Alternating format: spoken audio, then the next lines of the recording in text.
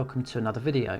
Today I have some phone footage of the Cromer New Year's Day fireworks and what I think are the successful images from my attempt to capture the event in photography. I have photographed this event in previous years, and here you can see some of my images from these shoots as I'm talking.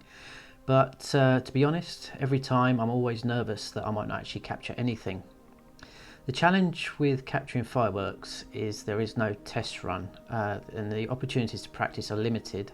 So you aim in what you hope is the right direction, hopefully pick the right spot, and actually you will see a quick adjustment in the video as the display starts as I realign my camera.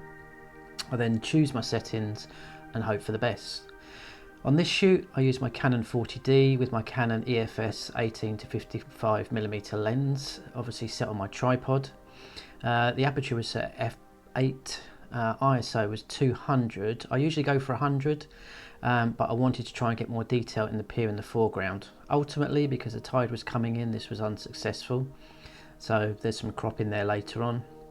And I did set a 5-second shutter speed due to wind gusts. I didn't want to go any slower. On calmer days I'll go for a shutter speed of 10 seconds, but we'd had some pretty windy weather.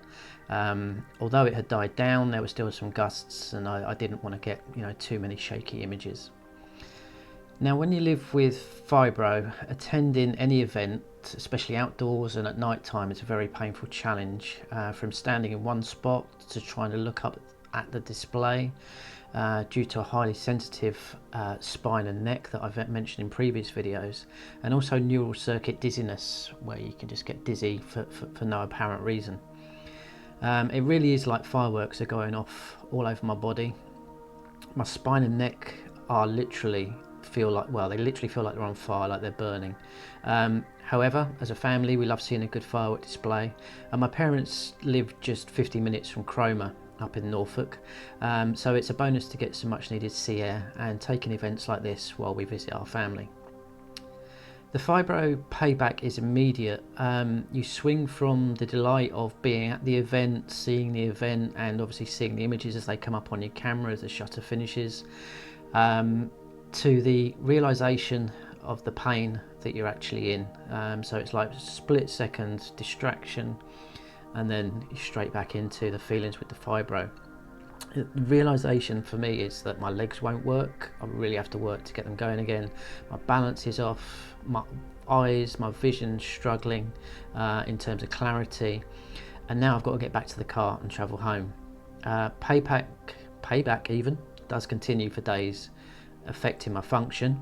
And yes, my cognitive function, speech. You just heard an example there, me trying to, yes, I'm reading a script, trying to make it look as natural as possible, but even though I see words sometimes or hear words, it doesn't compute straight away.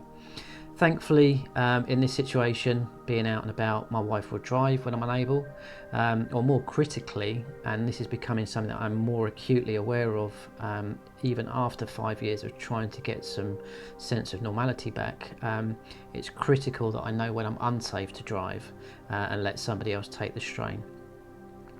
So those of you without fibro might ask, why do it if it's so painful? Those of you with fibro will know the answer, and for me it's simply that even with fibro we still need to try and have a little life, we still need to have some family time, we still need moments of joy.